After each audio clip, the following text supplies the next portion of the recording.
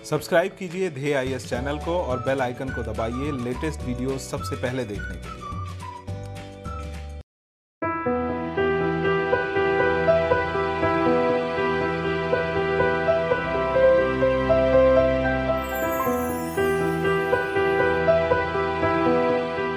नमस्कार, मैं सुनील वर्मा ध्येय आईएएस टीम की ओर से आपका स्वागत करता हूं ध्येय टीवी पर। हम बात करेंगे डेली करंट अफेयर्स के अपने प्रोग्राम पर, जैसा कि हम प्रतिदिन करते आए हैं। इस वीडियो में मैं दो टॉपिक डिस्कस कर रहा हूं। पहला जो टॉपिक है, इसमें हम बात करेंगे भारत की तेल की आवश्यकता के विषय में और समझेंगे कि भारत ईरान और वेनेजुएला से तेल की आपूर्ति क्यों चाहता है और इसमें अभी क्या रुकावटें लगी हुई हैं। वहीं जो दूसरी खबर है, उसमें हम बात करेंगे हाई कोर्ट और सुप्रीम कोर्ट में महिला जजों की भागीदारी के विषय में और समझेंगे कि जुडिशरी में महिलाओं की भागीदारी का मुद्दा क्या है, अभी क्यों चर्चा में बना हुआ।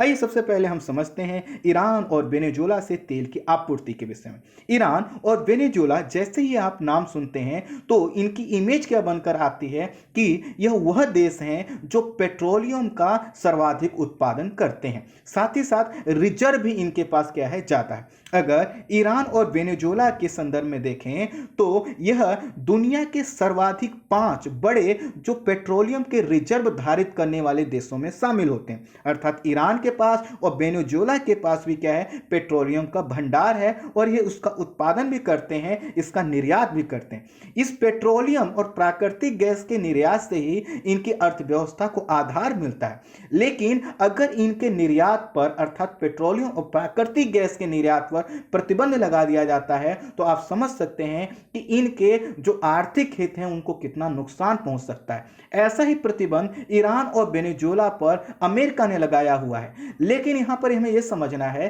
कि सिर्फ यह वेनेजुएला और ईरान के संदर्भ में नहीं है, यह प्रतिबंध भारत के संदर्भ में भी है, क्योंकि भारत इनसे क्या करता है, बड़ी मात्रा में पेट्रोलियम और प्राकृतिक गैस खरीदता है। तो थोड़ा समझने का प्रयास करते हैं कि आखिर ये पूरा मुद्दा है क्या। ईरान एशिया के दक्षिण पश्चिम खंड में स्थित है, जिसे 1935 तक फारस के नाम से जाना जाता था। जैसा कि हमने बताया कि यहाँ की अर्थव्यवस्था जो टिकी हुई है वह तेल और प्राकृतिक गैस के निर्यात पर टिकी हुई। लेकिन अमेरिका ने प्रतिबंध लगा रखा है, तो हमें समझना है कि प्रतिबंध क्यों लगाया गया है, कैसे हट सकता है और भारत ने कौन सी कूटनीतिक पहल की है। थोड़ा सा अमेरिका और ईरान के टकराव को समझ लेंगे तो आप समझ पाएंगे कि भविष्य किस ओर बढ़ता हुआ दिखाई दे रहा है। 1950 के दशक में CIA ने, तो आप मुझे बताइएगा इस CIA क्या है।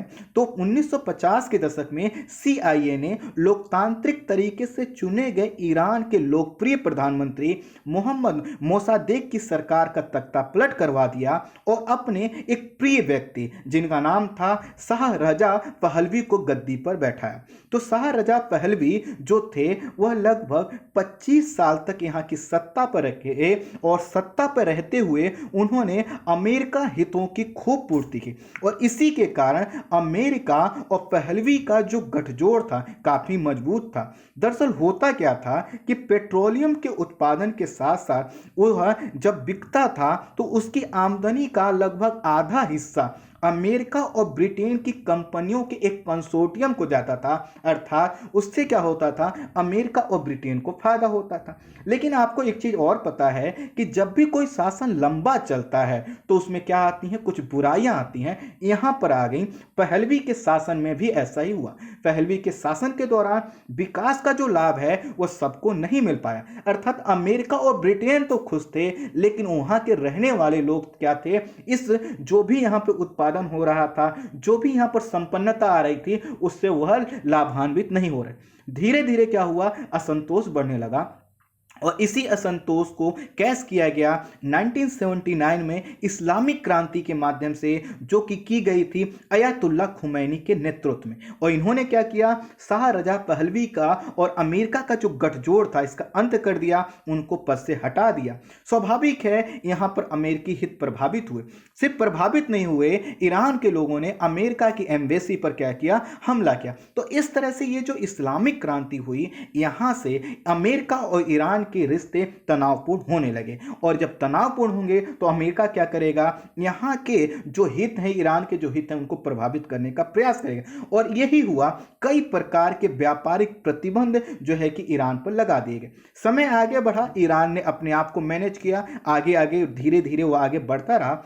समय आता है वर्ष 2002 का और यह खबर सामने आती है कि ईरान गुप्त रूप से यूरेनियम संवर्धन और हैवी वाटर रिएक्टर का निर्माण कर रहा है और इसके माध्यम से वह परमाणु बम का निर्माण कर सकता है, अर्थात ऐसी मिसाइल, ऐसे एटम बम का निर्माण कर सकता है जिससे पूरे गल्फ क्षेत्र के साथ साथ पूरे मध्य पूर्व में अशांति उत्पन्न हो सकती है। अब इस चीज को अमेरिका ने क्या किया, पकड़ लिया। वर्ष 2006 में संयुक्त राष्ट्र सुरक्षा परिषद ने ईरान पर प्रतिबंध लगाने का प्रस्ताव पारित किया और इसी के साथ अमेरिका और यूरोपीय संघ ने भी क्या किया, कई प्रकार के अन्य जो है कि प्रतिबंध आर्थिक लगा दिए गए।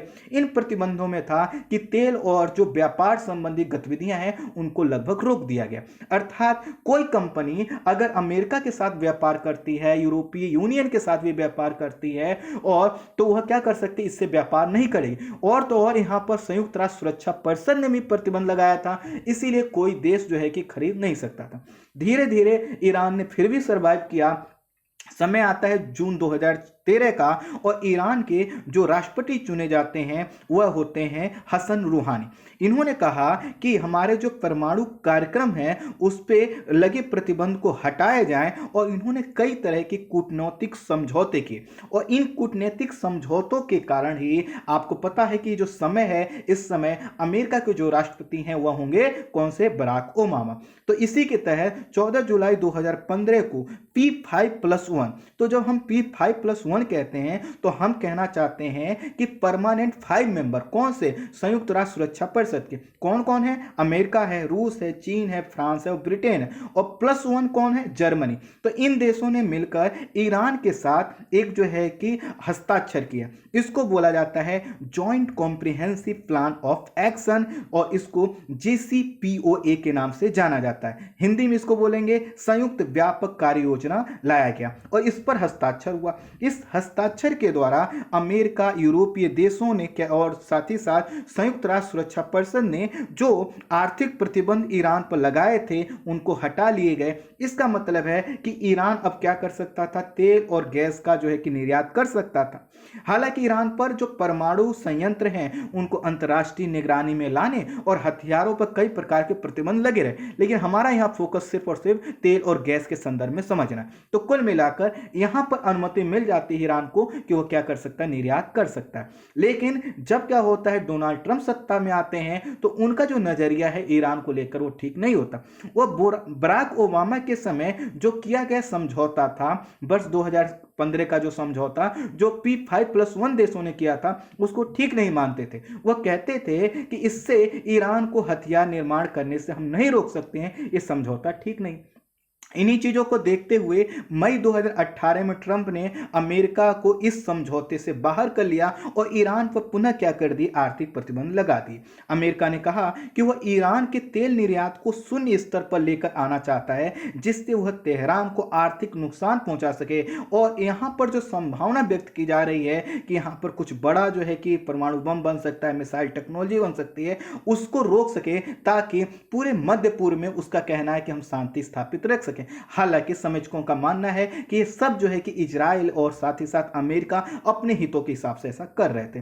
खैर, अमेरिका ने क्या किया कि इस पर प्रतिबंध लगा दिया। हालांकि अमेरिका ने ईरान के 3 बड़े आयातकों, 3 नहीं, यहां पर ज्यादा देश हैं, यहां पर 8 जो है कि बड़े आयात कौन से, चीन, भारत, जापान, दक्षिण कोरिया, ताइवान, तुर्की, इटली और ग्रीस को तेल आयात करने के संबंध में 6 माह की छूट दी। अर्थात उन्होंने कहा कि इन देशों को छोड़कर हम बाकी देशों पर क्या करते हैं, प्रतिबंध लगाते हैं और ईरान से कह दिया कि आप 6 माह तक सिर्फ इन देशों को क्या करोगे, तेल का निर्यात करोगे। 6 महीने के बाद हम ये जो छूट मिली है इन देशों को इनसे भी हटा लेंगे। कुल मिलाकर यह छूट 1 मई 2019 तक थी। इसके बाद अमेरिका ने इस रियायत को समाप्त कर दिया, अर्थात किसी भी देश को अनुमति नहीं है वो क्या करे कि यहां से तेल का जो है कि निर्यात करे। प्रश्न आएगा भारत पर क्या प्रभाव पड़ा।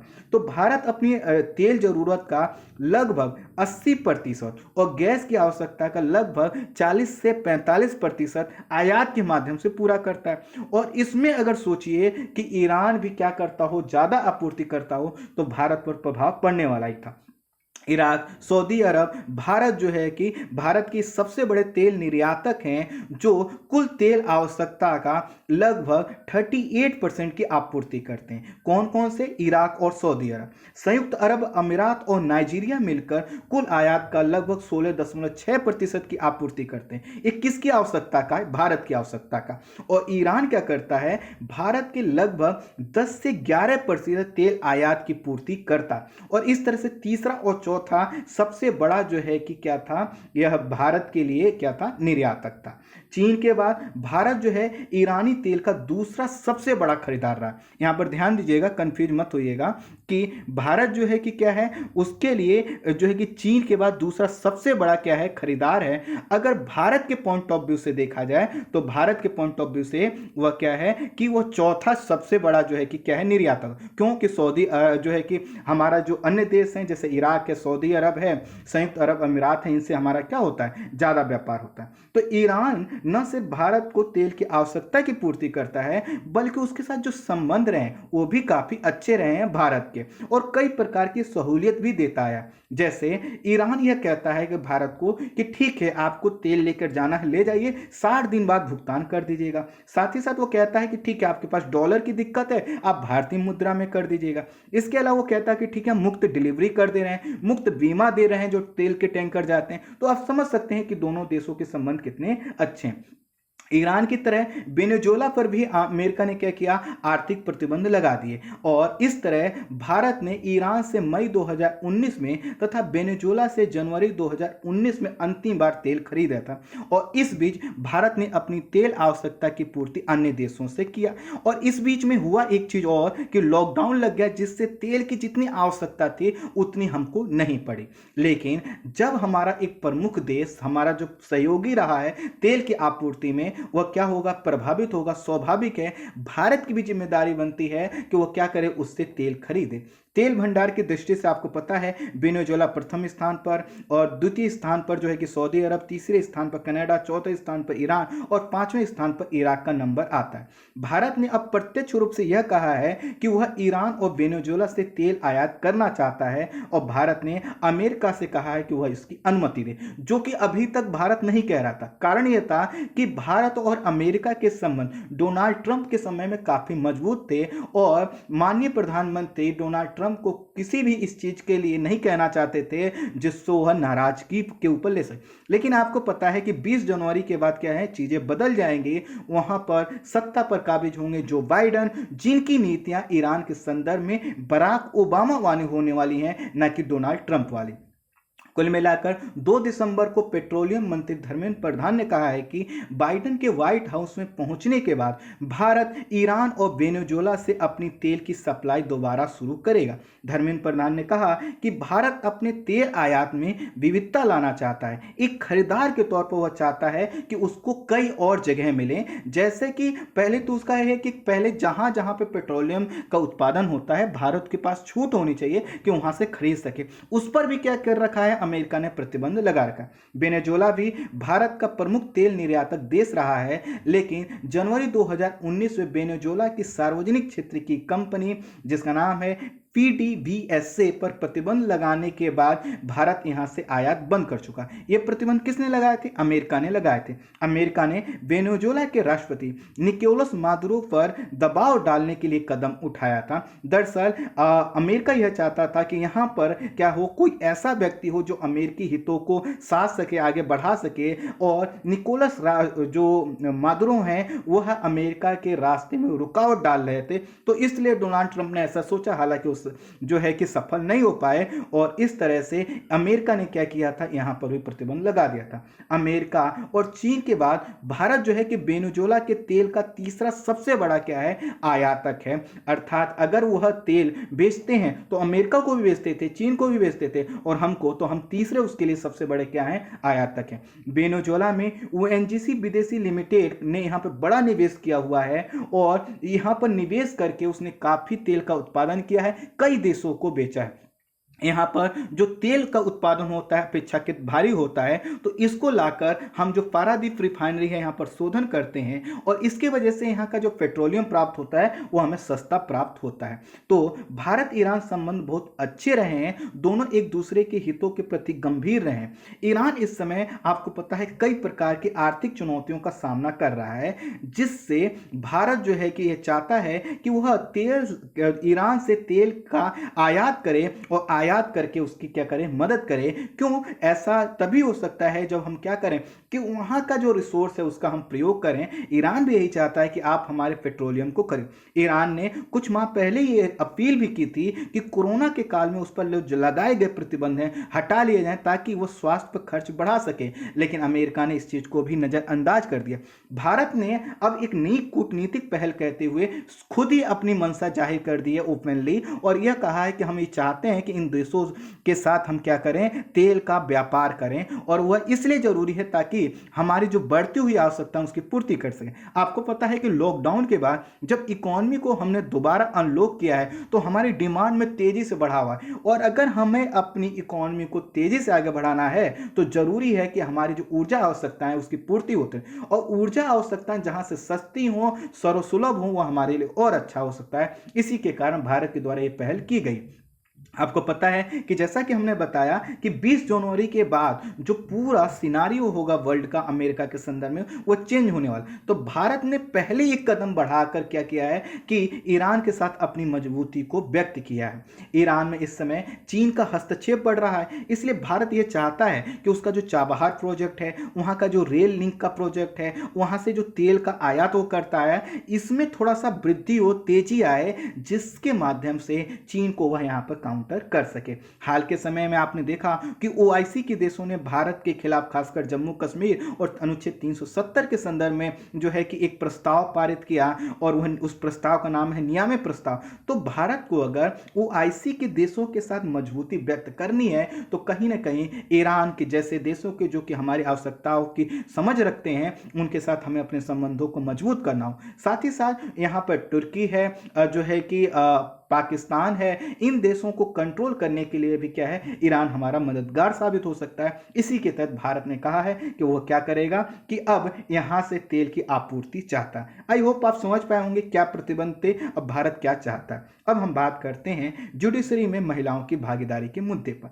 लैंगिक समानता का मुद्दा हमेशा उठता है और हम ये प्रयास करते हैं कि महिलाओं की भागीदारी संसद में हो, प्रशासन में हो, राजनीति वाले क्षेत्र में हो, कंपनी के स्तर पर हो, संगठन के स्तर पर, लेकिन हम कभी यह बात नहीं करते हैं कि उनकी भागीदारी जुडिशरी में हो।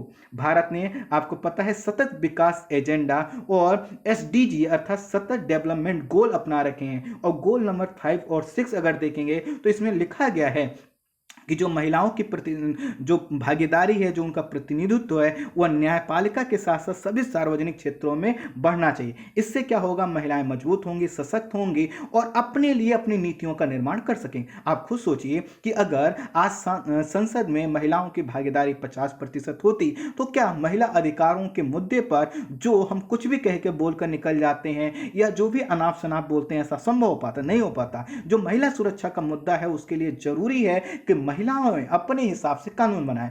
आप अपनी आवश्यकताएं, आप मतलब हम और आप अपनी आवश्यकताओं के हिसाब से कानून बनाते हैं, जबकि यहां पर जरूरत है कि जिस वर्ग की भूमिका है वह अपने लिए खुद कानून बनाए, अपनी चीजों को समझते हुए। स्वाभाविक है कि जब महिलाएं अपने लिए कानून बनाएंगी वह कानून ज्यादा अच्छे होंगे, ज्यादा संवेदनशील होंगे और उनके लिए ज्यादा सुटेबल होंगे। खैर, हाल ही में उच्चतम न्यायालय ने यौन अपराधियों के लिए जमानत की शर्तें निर्धारित करते हुए महान्यायवादी और अन्य लोगों से पीड़ित के प्रति लिंग संवेदनशीलता में सुधार के तरीकों पर राय मांगी थी। अर्थात उन्होंने कहा था कि इस प्रकार के जब केसेस आते हैं तो कैसे इनको और संवेदनशील बनाए, कैसे इनकी जो है कि हियरिंग हो, सुनवाई हो, कैसे जो विक्टिम है, जो जो पीड़ित हैं उनको कैसे जो है कि न्याय दिया जाए इन सभी चीज़ों में, और दोषियों को, आरोपियों को कैसे सजा तक पहुंचाया जाए, आप हमें क्या कीजिए, सुझाव दीजिए। तो यह सुझाव जो है कि सुप्रीम कोर्ट ने मांगा था। आपको पता है कि हाल ही में मध्य प्रदेश उच्च न्यायालय ने यौन अपराध के आरोपी व्यक्ति को जमानत की शर्त के रूप में कहा कि पीड़ित व्यक्ति से वह राखी बंधवाए। तो इसी के खिलाफ क्या हुआ था, मध्य प्रदेश उच्च न्यायालय के इस फैसले के खिलाफ अधिवक्ता अर्पणा भट्ट और अन्य जो है कि 8 महिला वकीलों के द्वारा एक विशेष अनुमति याचिका दायर की गई, और इसमें अटॉर्नी जनरल वेणुगोपाल से भी मदद की मांग की गई थी। और इसी में जो है कि वेणुगोपाल ने इसी चीज को सामने रखा है, अर्थात सुप्रीम कोर्ट ने कहा था कि आप हमें बताइए कैसे इसको और संवेदनशील बनाया जा सकता है। और ये सब जो चीजें आई तो वेणुगोपाल ने कहा कि दुष्कर्म के आरोपी को पीड़िता से राखी बंधवाने की शर्त पर जमानत के लिए दिए जाने वाले मध्य प्रदेश उच्च न्यायालय के आदेश के खिलाफ उन्होंने क्या किया था, एक लिखित हलफनामा दायर किया था और कहा था कि हमें यह प्रयास करना होगा कि न्यायपालिका में महिलाओं की भागीदारी बढ़ाई जाए। वेणुगोपाल ने कहा कि न्यायपालिका में महिलाओं के प्रतिनिधित्व में सुधार करने से यौन हिंसा से जुड़े मामलों में अधिक संतुलित और सशक्त दृष्टिकोण विकसित होगा, और इससे अदालतों में महिला जजों की संख्या, उनके हकों पर ध्यान दिया जा सकेगा, ताकि महिलाओं के खिलाफ हो रहे अपराध और उनसे जुड़े मामलों पर सख्ती बरती जा सके। उनका कहना यह था कि अगर आप चाहते हैं कि महिला अधिकारों को लेकर जो बातचीत हो रही है तो हमें ध्यान देना होगा कि जो जुडिशरी है इसमें भी जो महिला जजेस हैं उनकी संख्या कम है। उन्होंने कहा कि अगर महिलाएं जज के रूप में ज्यादा होंगी तो वो जब इस प्रकार के केसेस की वो सुनवाई करेंगे तो अधिक संवेदनशील होंगी, वह डिसाइड आसानी से कर पाएंगी कि महिलाओं के हक के लिए कितने कड़े जो है कि सजा का प्रावधान है, ना कि वह अपनी तरफ से जो सही समझेंगे, जैसा कि मध्य प्रदेश के केस में देखने को मिला। तो कहने का मतलब उनका यह था कि आपको क्या करना चाहिए कि जुडिशरी में भी महिलाओं की भागीदारी को बढ़ाना चाहिए। वेणुगोपाल ने कहा कि शीर्ष अदालत में न्यायाधीशों के 34 स्वीकृत पद हैं, जबकि महिला न्यायाधीशों की संख्या मात्र 2 है, और आजादी के बाद से अब तक कोई भी महिला मुख्य न्यायाधीश नहीं बन सकी है। यह दुखद है। पूरे देश में उच्च न्यायालयों और उच्चतम न्यायालय के 1113 जो है कि न्यायाधीशों के कुल स्वीकृत पद हैं, इसमें से मात्र और मात्र 80 जो है कि महिला न्यायाधीश हैं। इन 80 में से 2 सुप्रीम कोर्ट में हैं और बाकी अलग अलग हाई कोर्ट में। कुल न्यायाधीशों के अनुपात में अगर महिला न्यायाधीशों का अनुपात हाई कोर्ट और सुप्रीम कोर्ट के संदर्भ में देखा जाए तो सिर्फ 7.2% आता है, और बाकी जो 92% से अधिक का हिस्सा है उसमें क्या है, पुरुष समाज की भागीदारी है। और यह तो वह डेटा है जो हाई कोर्ट और जो है कि सुप्रीम कोर्ट के संदर्भ में है, बाकी लोअर कोर्ट में कितनी संख्या है इसका कोई अभी डेटा नहीं आ पाया है। देश के 26 उच्च न्यायालय जो है कि न्यायालयों जिसमें उच्च न्यायालय शामिल हैं कि डेटा के अध्ययन से पता चलता है कि देश में सबसे अधिक महिला न्यायाधीशों की संख्या हरियाणा और पंजाब उच्च न्यायालय में है, और इसमें कितनी है, यहाँ पर जो है कि 85 न्यायाधीशों के पद हैं, उसमें से 11 जो है कि क्या है, महिला न्यायाधीश हैं। इसके बाद हरियाणा और पंजाब जो है कि उच्च न्यायालय के बाद जिसका क्षेत्र का नाम आता है वह है मद्रास उच्च न्यायालय, यहाँ पर 9 महिला जज हैं। उसके बाद दिल्ली उच्च न्यायालय और महाराष्ट्र उच्च न्यायालय का नाम आता है। इन दोनों जगहों पर 8 जो है कि महिला जज हैं। इसके अलावा कुछ और राज्य लिखे गए हैं, इनका आप देखिए, तेलंगाना है आपका, उत्तराखंड है, पटना है, मणिपुर है, साथ ही साथ मेघालय है, यहाँ पर त्रिपुरा है। यहाँ पर तो यहाँ के उच्च न्यायालय में कोई भी महिला न्यायाधीश नहीं है।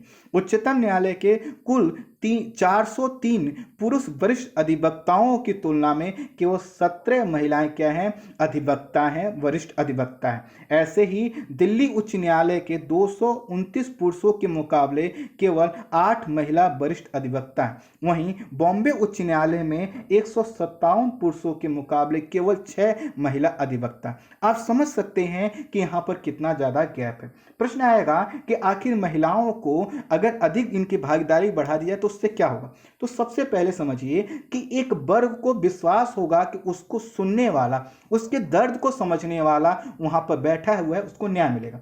दूसरी चीज, जब महिला न्यायाधीश होंगे तो उससे क्या होगा कि वह अधिक संवेदनशील तरीके से, वह अधिक तीव्र गति से मामलों की सुनवाई कर सके। इसके अलावा क्या फायदा है? इसके अलावा यह फायदा है कि जब महिलाएं कानून का निर्माण करेंगी तो अभी भी हमारे सोसाइटी समाज में प्रथा के रूप में, परंपराओं के रूप में, कानूनों के रूप में कई ऐसे कानून हैं जो महिला स्वतंत्रता को बाधित करते हैं, उनका उन्मूलन हो सके।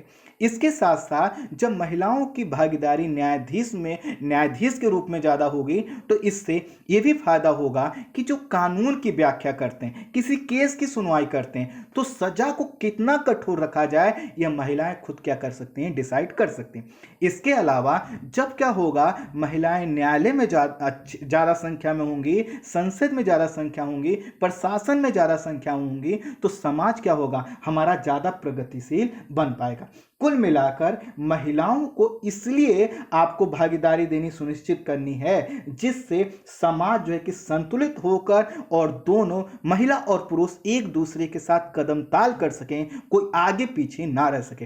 अर्थात जिस तरह से अन्य क्षेत्रों में हम महिला का प्रतिनिधित्व की बात करते हैं, हमें जुडिशरी में भी इस चीज को अप्लाई करना चाहिए। यही कहना था वेणुगोपाल का। आई होप आप पूरे दोनों वीडियो समझ पाए होंगे, टॉपिक को सही से समझ पाए होंगे। इस वीडियो में इतना ही। Thank you so much.